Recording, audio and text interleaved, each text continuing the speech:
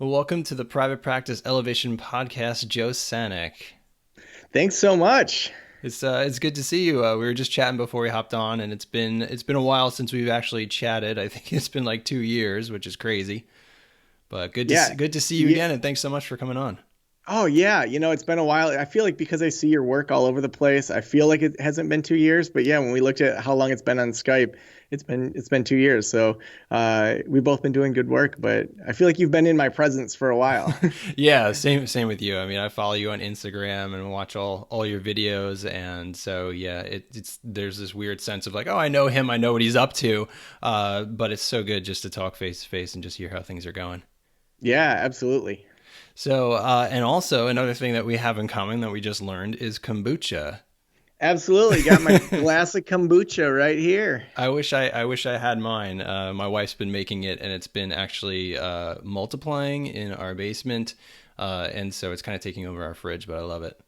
Oh, yeah, we still buy it, but we have a Skogie, whatever it's called, in the fridge that it's an aspirational kombucha. Like someday it's gonna be It's just like waiting for you. it's just sitting there waiting to be birthed. It's just like every time I see it, I'm like, someday that will be a kombucha drink. I always say that my wife is getting me back because I brew beer sometimes, and so that takes over the kitchen, takes over the basement, and it's much bigger than kombucha. So she's just getting me back a little bit there. I brewed beer for a bit, but every recipe turned out so bad and just like Really? I didn't get it down. Like, I mean, I even bought the kits and, I just was like, I am spending all this time and money on this and the beers that I like, I just buy now. So I just sold all my beer making stuff. One time I was out of brewer's sugar and I'm like, sugar, sugar. So I used regular sugar and it was, my friends joked that it was the cotton candy beer because it just Oh tastes like man. cotton candy. Oh, that's awesome. Well, maybe one day we can get together and brew a batch. I haven't done it in a while because of life with a 2 year old. It's hard to find a 5 hour chunk of time. So yeah, I've just been buying it. It's so much easier. Yeah, yeah. But we didn't come here to talk about kombucha and beer, obviously. So for people who don't know who you are and what you do, I'm sort of a Marvel Universe geek sort of person. So I want to know, what is your superpower, and how do you help therapists and private practice owners? Yeah, so I'm Joe Sanok, and I help people start, grow, and scale private practices. But even more than that, I think I help them optimize their time to go after their big ideas. And so a lot of people, as they grow and scale their practices, they realize they don't want to spend as much time in the chair. And so they start launching podcasts and e-courses and membership communities or retreats. And, my mastermind groups around big ideas and helping people launch podcasts. I'd say that's really my sweet spot because we as therapists, counselors, coaches, whoever's listening, highly undervalue what all we have to say. I was just at a podcasting conference where a bunch of people pitched me and 39 other podcasters to be on our show. And the amount of people that have zero background and are calling themselves an expert is crazy. And then we have all these experts that still feel like they're paralyzed by perfection and that they don't have anything to say and they undervalue themselves. That helping someone transition from, I'm just kind of doing work in the chair, which nothing wrong with that, but to Yeah. realizing just how big their message is and how much the world really needs to hear it. To me, that's where I just light up. That's awesome. That is beautiful because there's so much value. Like everyone's got so much value, to add, and it's totally, like you said, it's a mindset thing, for Yeah, sure, for absolutely. sure. Yeah, and being able to really understand how do you articulate what you've learned in these sessions. I mean, we've all dealt with really intense situations, and to us, it's second nature. But to most of the world, it's mind blowing that we know how to do the work that we do. Yeah, absolutely. And well, how did you get started doing what you're doing now? Yeah, it all started with, I had a private practice. I sold it in June of 2019.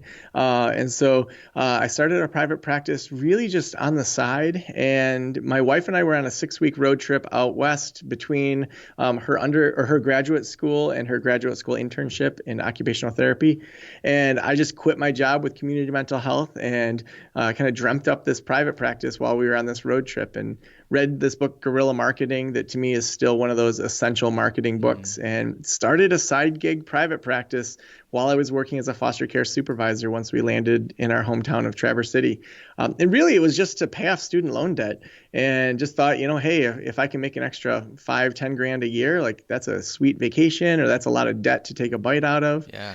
And, as I learned things about marketing at the time, there weren't very many kind of resources out there. I had a friend, I remember she said, "Oh, you could just build your own website." And my mind was blown that someone could build their own website.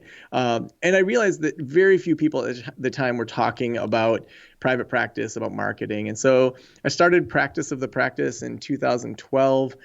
Really just to track my own journey and just say, hey, I just read Guerrilla Marketing. Here's how I'm applying it. Hey, I just read The 4-Hour Work Week. Like, obviously, I'm going to work more than 4 hours, but there's some really cool principles in there for therapists. Yeah. And then I noticed, and this is something that I think people really need to think about, is where could I stand out quickly, where I don't have to compete.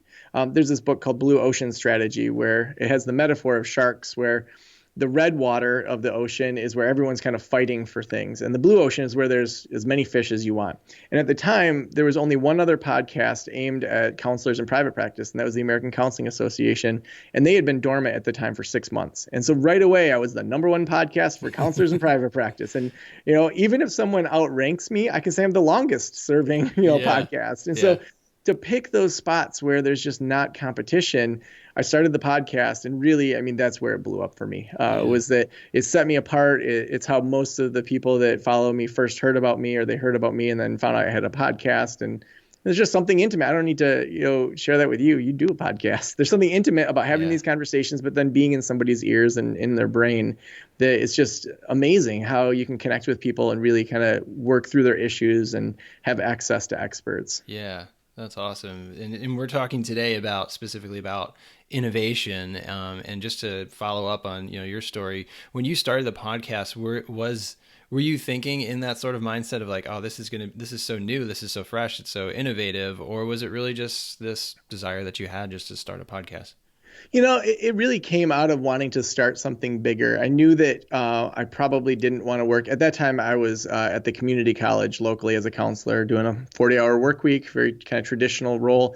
I knew that was probably the best job I could have without becoming a supervisor and working, 50 or 60 hours a week instead of 40.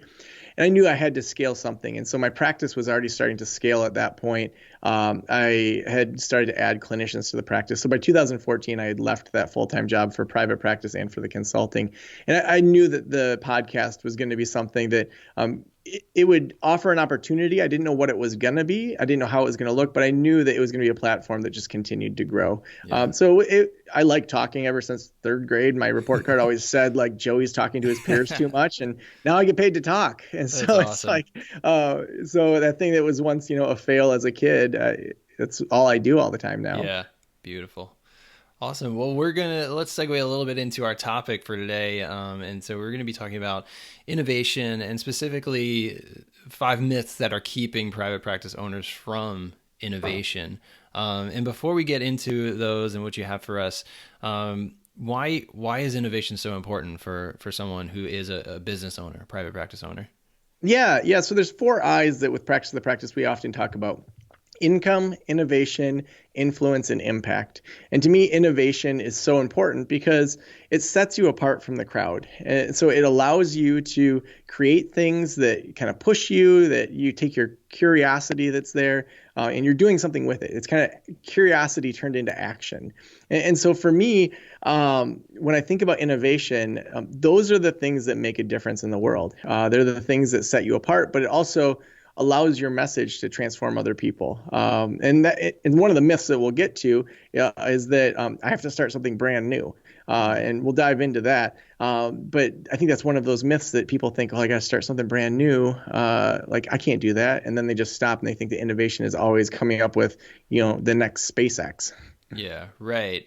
And I think too that it's so important to be able to come up with these, ideas, for your business. Because I talk to business owners, private practice owners too, and sometimes like I can see the patterns of somebody might think, and not wrongfully so, like, okay, start my Psychology Today profile, I start a website, and then the clients show up, and then it's just like, well, what else can I do to get clients, and that's really, Yeah. I think, where like the innovation can come in. And for me as a business owner myself, it's kind of fun for me to figure out the puzzle of like, you'll be on a walk and you come up with an idea like, hey, let me do that, let me try that in my business. And I think that that's what makes business ownership kind of fun. Yeah, I was just this morning interviewing Whitney Owens, who's our newest consultant with Practice of the Practice, and she's specifically helping faith-based practices launch. And uh, it's interesting because she was talking about with her practice one partnership they have with a church where for 4 weeks in a row on a Friday night from 4:30 to 6, they do some sort of teaching to the community. And so couples will come and or individuals, and they'll talk about emotional intelligence, or they'll talk about cognitive behavioral therapy and parenting in a faith-based setting, or something that applies to the church but also is Yeah. super psychological. And then the church from 6 till 8, they watch the people's kids. So from 4:30 till 8, they watch the people's kids, and then they can go on a date downtown. And so people pay $10 to come to this event. They get an hour and a half solid teaching about something psychological, and then they get to go on a date. And it's like, even if I didn't go to that church, I'd be like, I'd sit through Yeah. that to have a date for $10. Like, and how smart is that? Because it's Yeah. what people are already doing. They're already going on dates. They're already trying to learn. And now let's do it with a partner and offer something that maybe the church couldn't offer on their own, and that private practice couldn't offer on their own. So, I mean, that's the kind of innovative things that Yeah. I just love hearing about. That is so cool. I love that too. Awesome. Well, let's get into the 5 myths that you have for us. So why don't you kick that off? Yeah, yeah. The first one is that the myth of that you get more done when you do more. And so, if we really step back and say, where do good ideas come from? Where does innovation come from? I mean, it's usually you're taking a shower and you're like, oh my gosh, like what if I did that? Or you're on a long drive and you turn the radio off and you just let your mind wander. It's never, boy, I had the best idea when I was stressed out and just totally freaking out and running from here to there. And so just the idea creation, the innovation starts with slowing down. It starts with Mhm. stepping back. If I want to have a new idea, the first thing I should do is sit down and meditate, because my brain for that first minute goes crazy, like, oh, I should do this and this and this and this, Yeah. because it doesn't have all the stimuli that's usually like going into our brains. Yeah, absolutely. I think one thing that's been huge for me is recognizing that when I'm in that place of stress, and also fear, like sometimes fear, like creativity just cannot thrive in fear, you know? Yeah. And so that's something where always like, if I'm feeling like I'm in this place of like, oh, I got to get this done and all this stuff is happening, and what about this and what about that? There's no creativity coming out of that. And it's like every aspect of life kind of suffers from there, you know? Yeah, and it's one of those things that you think about, even having savings for your practice. It's one of my recommendations is to have 3 to 6 months of savings of what it takes to run your practice, because you don't want to be backed into a corner financially and then don't take your ideal client or make a decision that's just based on the money or whatever. I mean, that carries over in a lot of different ways. And so Yeah. if we allow ourselves to step back, that's really when the creative energy flows. Like even this morning, I'm working on a book proposal that we're sending out to formal, like, book publishers, not self-published. And I'm working with this HarperCollins editor or former HarperCollins editor on the book proposal. And she has me doing all these writing exercises, and I just felt myself really struggling. And I was like, okay, I just need to go downstairs. I need to step outside, watch the squirrels all over my backyard for a couple minutes, take some deep breaths. And then when I came back to the screen, it just flowed right out of me. And Yeah. those quick micro breaks alone can sometimes help us reset. That's good. Yeah, for me, it's I play guitar, so sometimes I have my Me guitar too. in the office, and I'll just like, okay, I need to, before I step back to my computer, like let me just sit down and play a song and just have a little fun, just do something totally different, or go play with my son for a little bit because he's just so silly. Yeah. Yeah, that's so true. The second myth I think is that ideas need to be brand new. You think about some of the best things that have come out in society. So if we take Uber or Lyft, the backstory of Uber is that two guys were at a conference in Paris. Smartphones had just come out. taxis existed, on-demand TV existed, and they were standing there in the rain saying, "This is absolutely ridiculous. Like, why are we having so much trouble hailing a cab?" And Lyft has a very similar backstory. And then let's take it a step farther. In most big cities now, you see they're called Nests or Limes or Birds or these little like motorized Yeah. scooters. Yep. It's basically like Uber on scooters, Yeah.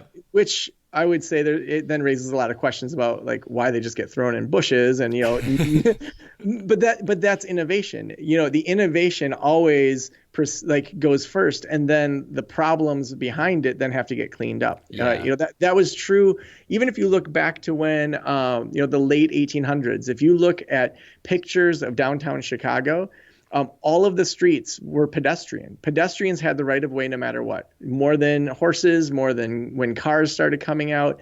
And then it switched. People said, wow, there's these cars, like no longer do pedestrians have the main right of way on a road. It's actually a car. And so society then adjusts to innovation when they see those problems exposed. Yeah.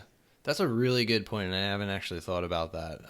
Is we have the Lime scooters here in Atlanta, and I've seen in news articles and stuff, and on TV, on news, like they're trying to get rid of them, but like other people want them, and you do see them just lying around all over the place, and it is a mess. It is a mess, but at the same time, like I love that somebody did that. Like somebody had just the mind to say like, hey, let's make this accessible to somebody.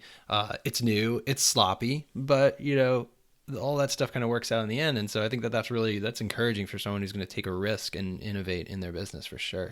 Yeah, I mean, we own two Airbnbs, and in our town, there's a big debate all of a sudden over like, do we want this? Where do we want it? How do we want it? That's going to happen. And so, for a private practice, to just say, okay, so you just listened to a podcast about, I don't know, marketing. How does that then apply to your private practice? Or you listen to one about EMDR.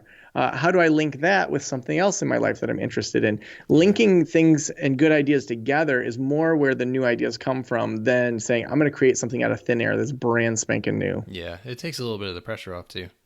Yeah, for sure. For Yeah. sure. All right, what's the third myth? Yeah, so number three would be the myth of staying in your lane. Now, yes, you should niche in a lot of ways. That's helpful. It helps you move forward faster. But a lot of people will say stay in your lane. And this kind of goes along with the whole idea of where ideas come from. But with me, I'm inspired by a lot of different people. I listen to Sam Harris's podcast, Timothy Ferriss, Rob Bell. I listen to all these different ones that are way outside of the therapy space. Yeah. But then that inspires me to think differently within the therapy space, to hear how Sam Harris and Rob Bell do an amazing job with storytelling, how they structure out ideas. If I only listen to people that are in private practice space or private practice consulting, I'm going to just have that information versus let's get outside of our silos and say there's a lot of good information out there on podcasts that maybe you don't see any application to your own work right away, but you're going to start to have those ideas inside of you that you can draw from when they're needed. Yeah, I love that. I love that because there's inspiration everywhere, and you can really pull from pretty much anything. You never really know where it's going to come from. I love Absolutely. that. Yeah. Yeah, I would say also people feel like they stick with what they know. That kind of status quo reinforces itself because you don't feel any danger or risk because you know how to do private practice. You know how to do that. And when we try something new, when you step outside of your comfort zone, it may fail. And we know just from evolution the things that made you super sick, rightfully so, you're scared of. And all the 20 times you ate berries that were great, that didn't reinforce you nearly as much as the one that you were puking for 24 hours. And so the same is still true of our brains, that our perceived failures have such a big impact on us, and then we avoid those things and just stick with the status quo.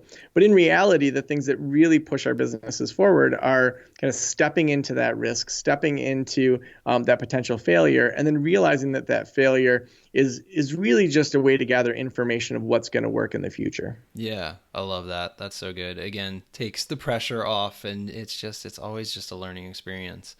Absolutely. Great. Yes. So number four would be that it's all been done, and so I think Mm, people will see innovation. They may see a podcast like yours or mine and say, "This has already been done." So when things have already been done, that tells you a few things that there's an audience for it. And yeah. so I struggled for a good 2 years to really get above 500 downloads per episode. Like it took forever. And then when I decided to start doing it every single Tuesday, changed the artwork, changed the website. All three of those things really helped my podcast start to grow significantly. And now it's, over 100,000 downloads a month. But that then, I struggled through that, but then everyone else behind me, it's like, well, there's a market there. If someone got sick of Yeah. my voice, when it was just me, then it was like, okay, I guess I'll listen to Joe. But then other people started to come along and they liked their voice. And it proves that there's a market for it. Yeah. And especially for podcasting, I think a lot of people feel like, oh, that's already been done. But I've been really kind of diving into the stats for our launch of Podcast Launch School. And so I want to just take you through just a couple ways to think about just podcasting alone Yeah. as an innovative tool. And so if we think of the average blog as being a 6 foot tall human, all right, and then the larger the next thing is, that means the more of an impact it'll make. And so the difference between just having a blog and having a YouTube channel is the statistical difference between a 6 foot tall person and King Kong, who's 110 feet tall. And so the impact of a YouTube channel for your same hour of time versus an hour of your time on a blog is that of King Kong. All right, so the next step up is to launch a podcast. So the impact of a podcast compared to that 6 foot tall person or King Kong is three of the largest building in the world. So the building in Dubai that's like 1,000 feet tall, three of those on top of each other is the impact of just having a podcast. And so that's not even saying that you've posted anything recently, just having one. So now we're at 6 foot versus 3,000 feet. Now, the difference between that and having posted a new episode in the last 90 days is the difference between Mount Everest and those three tallest buildings. And so when we think about it, do you want to put an hour of your time into blogging, which is good for SEO? Or maybe you do a podcast episode, have it transcribed into a blog, repurpose it on YouTube like you and I are doing right Yeah. here. And then you get the 6 foot tall person, the King Kong, the buildings, and the Mount Everest. So it's still the early days of podcasting. Each month, there's only 160,000 podcasts that post a new episode. So Wow. hardly any compared to the millions and millions of blogs and YouTube channels that are out there. So it's still one of those things that if you have any message that the world needs to hear, to me, podcasting is the number one way to do it right now. That's awesome. Wow, Joe, that's really encouraging for myself to hear, because this would probably be episode 29 of my podcast. So I'm really fresh, and I'm really figuring out this whole podcasting thing. But just hearing you say that, I was like, okay, I think I'm going in the right Yeah. direction here. So that's good. Well, and I think a lot of people get stuck on those vanity metrics of how many like Yeah. downloads they get per episode or total and all that. And honestly, you don't need that many people following your work in order to make a decent living. If Yeah. you get 500 to 1,000 listens per episode, that's 500 to 1,000 people every week that are showing up to listen to you, that are being influenced by you, that your Yeah. sponsors, you can say, hey, I love this sponsor, or I have this e-course or whatever. It's great to have that audience that is there for you. Yeah, and you wouldn't sort of put down, if you had a speaking engagement and you're speaking to 500 people in a room, you would probably think that was pretty big, for yourself to do. So for me, I just remind myself, like, even just 5, 10 people connecting on a really good level and sharing your message. I mean, that's huge. That's so important. Yeah, and you think about even just someone that's moving from having a private practice to wanting to do a podcast, to figure out kind of what is it that you're really good at in your private practice that then the rest of the world needs to hear. Do they want an e-course? Do they want a membership community? Do they want downloads? There's so many ways that you can monetize a podcast to make it worth your time too. Yeah, absolutely. And I think too, just another encouragement that I've learned when I first started with a blog. So Create My Therapist website was just a blog, weekly blog. And I remember at first worrying about, how much traffic am I getting, and am I showing up on Google and all that stuff. And all that stuff came in time. But really, once I let go of those metrics and really served my audience and really found out, like, what do you need help with, and really started answering their questions, that's where it really started growing. And then when I went back in and started tracking it, more strategically, in a way where I was not so close to, finding my identity in these metrics, then I was seeing the impact of it. Yeah, 100%. All right. Because I think that, and one of the reasons I think that happens is that when someone's grounded in what they do, Yeah. then they're going to be more innovative. They're going to take risks. They're going to be less kind of punched in the face when things go wrong. Yeah. Whereas if your ego is all around what's happening outside of yourself, I mean, we tell our clients this stuff all the time, like, internal locus of control, same sort of thing that if you're grounded in what you're doing, you feel like it's good. And okay, when something's not working, I might pull the plug on that, or I Yeah. might change it or adjust it. Then you're just grounded in what you're doing, and Yeah. it's going to attract more people that you want to attract. Yeah, absolutely. All right. So we up to number 5 already? We are, All we right. What is it? are. I think it's the myth of wearing multiple hats. Hmm. So often I hear people say, "Well, I'm bootstrapping it." And yes, there is a time to bootstrap it. I never want your business decisions to make your family not be able to live the life you want to live, of course. But most people will bootstrap it way too long. And so, how many people are still cleaning their office when they could pay someone $50 a week to come in and do a quick vacuum and empty the trash? How many people are still answering their phone calls, which honestly, like if you're in session, you're losing money by not answering those phone calls. How many of you are still doing your own website updates? So that's just practice stuff. But then when you look at kind of leveling up, if you have a podcast, show up to the things that only you can do. Yeah. And so let me walk you through what this looks like for me. So if I do a Facebook Live, and it's one that I think is worth going on YouTube and worth, kind of getting some extra traction. So say I do a Facebook Live, 5 reasons that you should start a podcast today. So soon we're launching Podcast Launch School. So I'm in the middle of, kind of promoting that a little bit. So I do a Facebook Live on that. I'll then download that video and then upload it to Dropbox. And then I'll put a note in Trello to my assistant, Sam, who's our chief marketing officer. So at that point, she gets triggered and I do nothing else after that 5-minute Facebook Live. She then takes that video, she makes it look fancy, she adds little images to it and gets things from Unsplash and uploads that to YouTube. She then pulls the transcription off of that and turns it into a blog post, then embeds that video into the blog post. And then if it's good enough and it makes sense, she'll add that to an email series. She'll also then create a opt-in for people to opt in to have, say, the 5 tips in a PDF download. Mm-hmm. And then I just got all those different pieces of content for 5 minutes of my time compared to me spending hours doing all of that. So I can move forward faster because I found people that can be those team members, that I can just wear the hats where I'm, some people say in your genius or your superpowers, whatever words you use. I just like doing it. I try to do only the things that only I can do. And even those things I enjoy doing, to challenge myself and say, well, why am I the one that's doing this? Could someone else do this? Could this be eliminated? That's been so helpful for the scaling side of both my private practice when I had it, but even the consulting business. Yeah, that's beautiful and super exciting to hear. I know for me, when I've got a virtual assistant, somebody else helps out with the podcast and making sure that that's live on the website and stuff. But it can become almost like addicting, like somebody else is helping me do this stuff. This is amazing. So if anyone's listening, I just want to encourage them, like find some help, find out the things that you don't have to be doing, but you could either write a process around and send it off to somebody. One question that comes to mind for me, and I'm curious to hear your answer. I know for myself at first, getting into this mentality of hiring somebody or looking for help, it was like, where do I find this person? Where do I find somebody to help? Do you have any tips on that?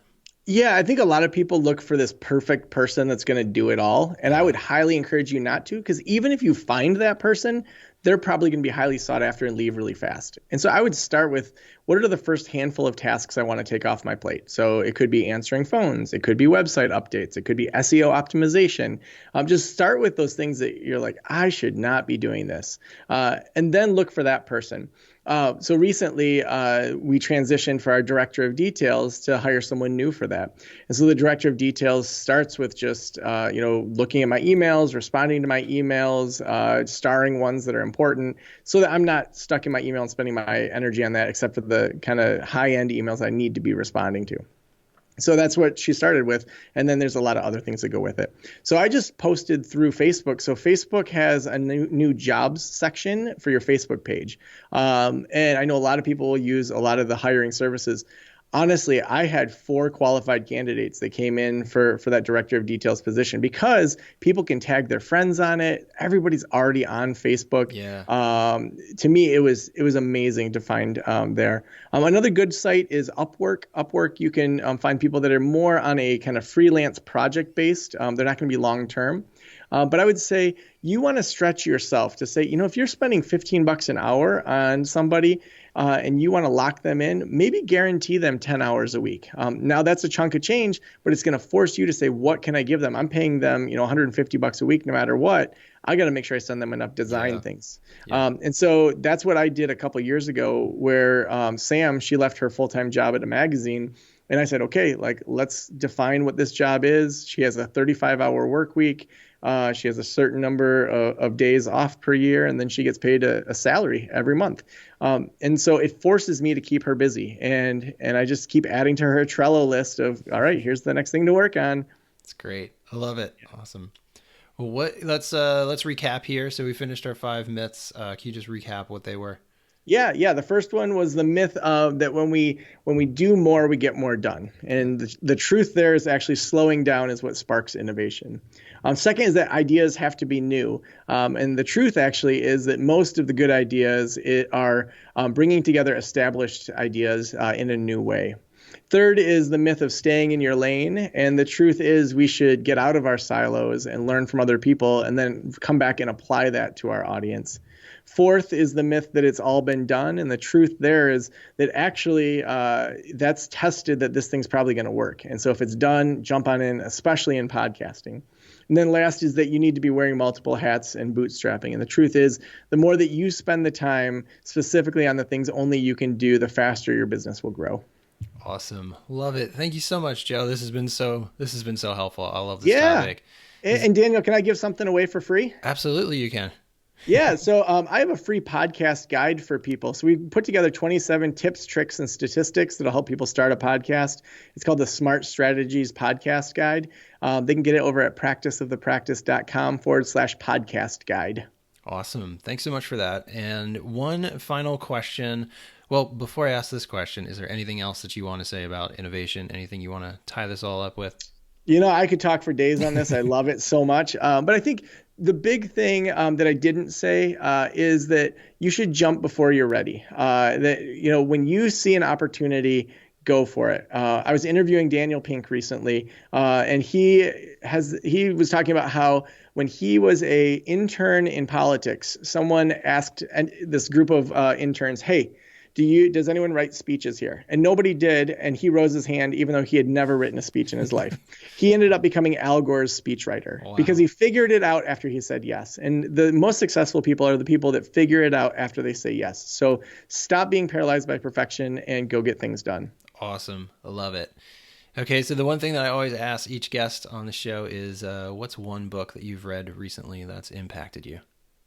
Ooh, one book that I've read recently that's impacted me. Actually, it was Ram Dass's Polishing the Mirror. I really enjoyed that book. Ram Dass is one of the not founders of mindfulness, obviously, like the Buddha and a couple other people were before him, but he really, I think, is one of the leading teachers of kind of the 20th and 21st century. And so that book has really shaped kind of my point of view of the world. Awesome. Awesome. All right. Well, where can people find you if they want to learn more about what you're doing? Yeah, everything's over at practiceofthepractice.com. If you look for us on any social media, any of the podcasting sites, you'll find practiceofthepractice.com. Awesome. Thanks so much, Joe. Really appreciate it. It's great chatting with you. Yeah, thanks, Daniel.